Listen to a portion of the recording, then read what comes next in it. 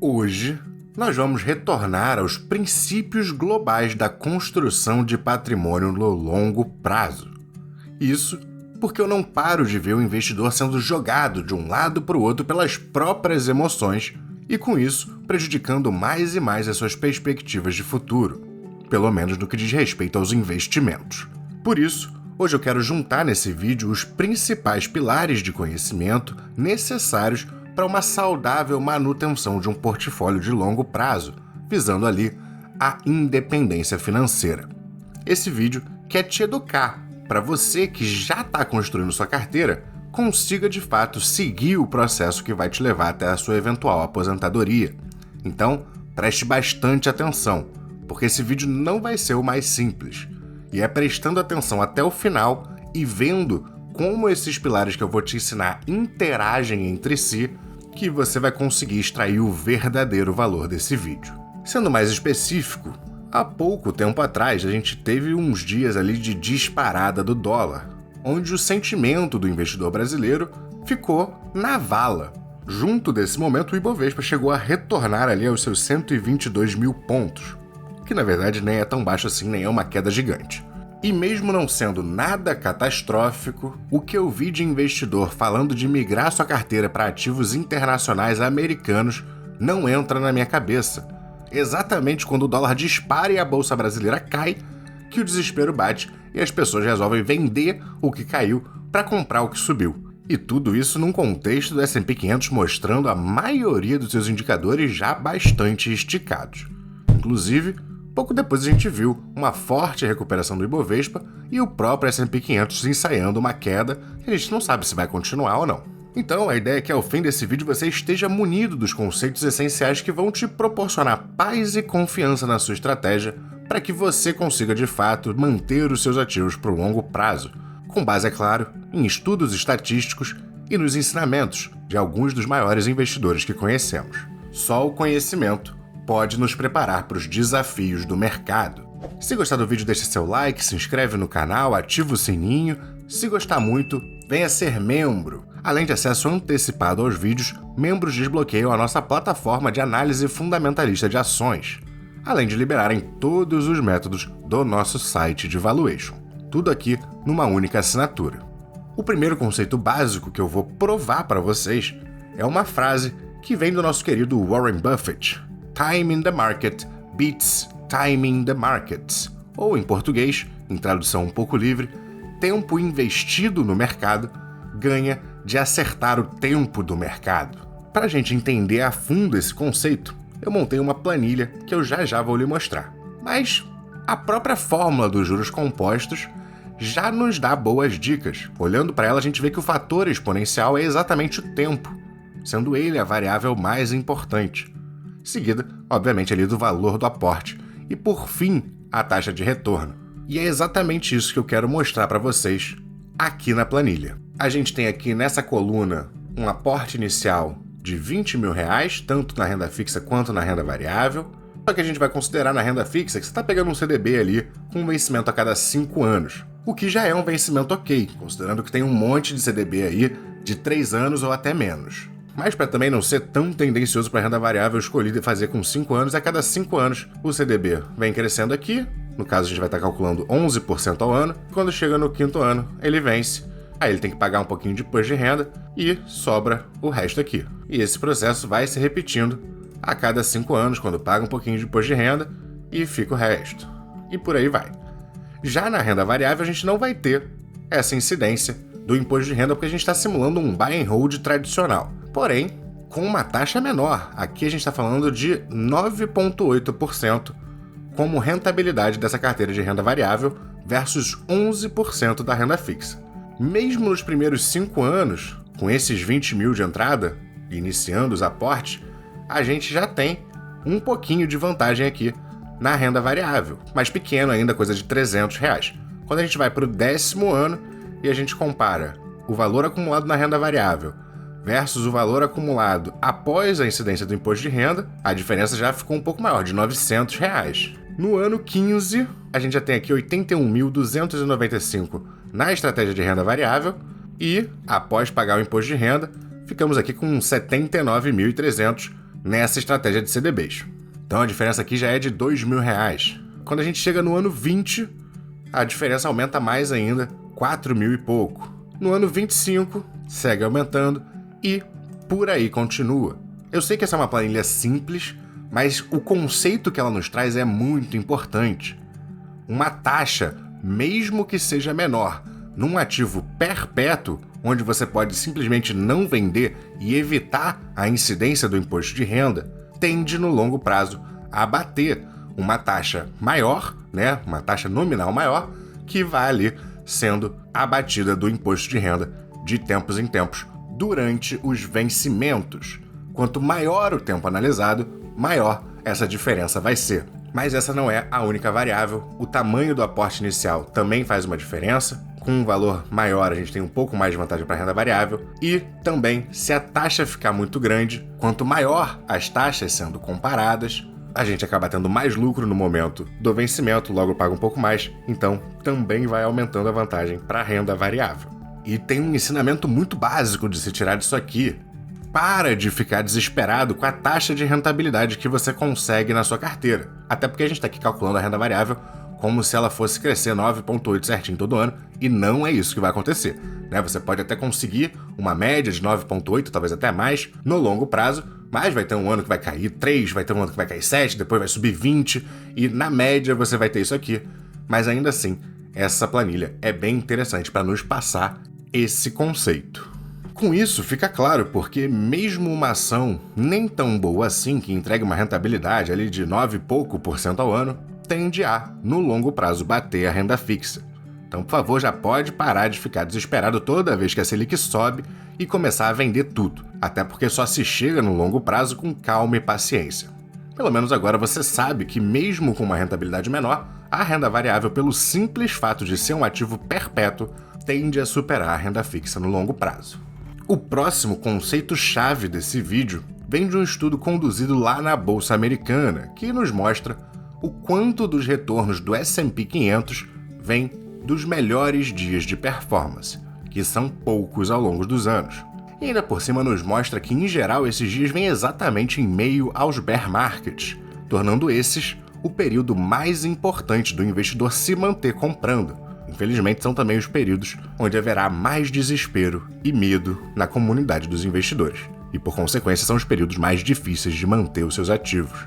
Esse estudo estatístico ele é bem longo, ele analisa os dados desde 1950 até 2024. Aqui a gente vê como eles dividiram os períodos de bull e bear market. A maior parte, bull market, como é a tendência do mercado mesmo. De amarelo aqui, os períodos de queda, os bear markets, alguns mais longos do que outros, e dos dados de todo esse período, eles conseguiram concluir algumas coisas muito importantes. Em primeiro lugar, o retorno total de quem se manteve investido no mercado por todos os dias analisados, aportaram inicialmente $10.000 e chegaram a $224.278. O investidor que se manteve também comprado por quase todos esses 30 anos, a gente está falando de 30 anos. Se em 30 anos você perde os 10 melhores dias, os 10 dias de maior performance, onde mais sobe o S&P 500, o seu retorno, que antes se transformou 10 mil em 224 mil, você agora transforma 10 mil em 102 mil. Ou seja, um valor final, um patrimônio final 54% abaixo de quem ficou o tempo todo. Se você perde os 20 melhores dias, seu patrimônio acumulado fica aqui em $60.306, 73% abaixo do que você poderia ter tido se só tivesse segurado.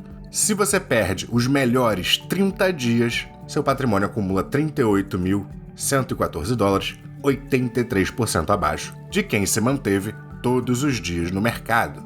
E olha como é, de certa forma, traiçoeiro o mercado para quem não tem esse conhecimento, não tem esse estudo, não está preparado. Porque quando a gente olha a incidência dos 50 melhores dias do S&P 500 nesse período de 30 anos, metade desses incidiram exatamente durante o bear market. Metade dos melhores dias de todo esse período aqui vieram exatamente nesses períodos amarelos, que são os mais difíceis e assustadores para o investidor. Ah, mas 50% é pouco. Tudo bem, outros 28% vieram nos 2 primeiros meses de um bull market, de um mercado já subindo, porém, naquele momento que os investidores ainda estão incertos, ainda não têm confiança de que esse bull market vai necessariamente continuar.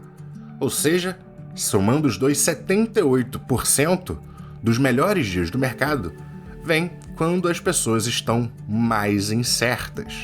E apenas 22% desses outros melhores 50 dias vieram de fato, enquanto o mercado estava em uma tendência de alta maior. Mesmo que o período de alta, o período de bull market, seja bem mais vasto do que os pequenos períodos de queda. Eu não estou aqui para fingir que é fácil ver o nosso patrimônio caindo, muito menos se for uma queda sustentada ao longo de anos.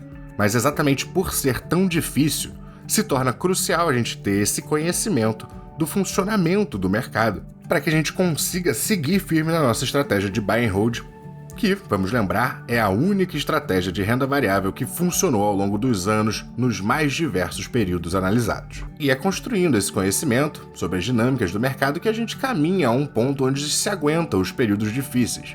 E vou te dizer, essa queda que a gente viu para os 122 mil pontos do Ibovespa não chega perto das verdadeiras crises que a renda variável pode nos oferecer ao longo do tempo. Existem sim crises que podem levar décadas para a gente ver o nosso montante, nosso patrimônio se recuperar, e conseguir aportar, seguir comprando durante essas crises é exatamente o que vai aumentar a chance de você pegar esses melhores dias do mercado que vão crescer seu patrimônio a longo prazo. E é por isso que a paz de espírito é essencial. Você não pode se desesperar. A consistência do aporte e o tempo investido é o que nos garante um futuro melhor gradualmente.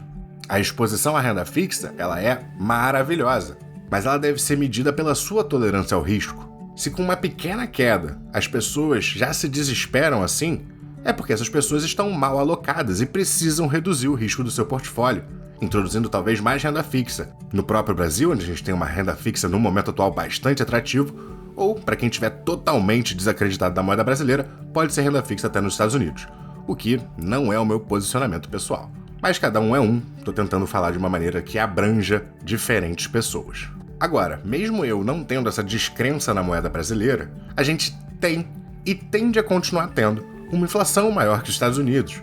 Enquanto isso se manter, e eu não vejo isso mudando, a nossa moeda tende sim a se desvalorizar ao longo do tempo. É crucial ter uma boa parcela da nossa carteira dolarizada. Eu gosto ali entre os 20% e 35%, mas isso é minha preferência pessoal.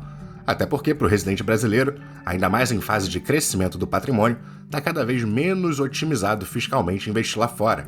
A gente há pouco tempo perdeu a isenção de vendas até um certo valor no exterior. Então, para a gente não cair nas armadilhas que eu estava te explicando no exemplo lá de cima, do imposto de renda reduzir a nossa rentabilidade no longo prazo, investir lá fora tem que ser com mão de ferro para de fato não vender. Senão você vai estar sempre antecipando seu imposto de renda, e aí a tendência é que fique cada vez mais difícil você de fato conseguir superar a renda fixa mesmo. Então também só se pode dolarizar o quanto você tiver certeza que não vai precisar mexer, mesmo por décadas. E tendo essa dolarização, você ainda captura uma outra dinâmica favorável, que é a correlação negativa entre a Bolsa Brasileira e o dólar, reduzindo a volatilidade do seu portfólio como um todo e sendo mais um facilitador para se aguentar a jornada que é investir para construir uma vida melhor no longo prazo. Saiba também que quanto mais velho e, por consequência, mais perto da fase de usufruto você estiver, deve-se caminhar para um perfil de menor e menor risco, uma vez que a renda variável brilha mesmo quando a gente tem horizontes de 20, 30 anos para seguir acumulando patrimônio. Se você tem um compromisso verdadeiro com seu futuro e reconhece que o mundo tem uma série de fatores fora do seu controle, o que você tem que fazer é estudar, conhecer, se preparar e internalizar os comportamentos, estratégias e hábitos de investimentos que otimizam as suas perspectivas de futuro, independente de qual cenário econômico, mais positivo ou mais desafiador, você acabar enfrentando nas próximas décadas de aporte.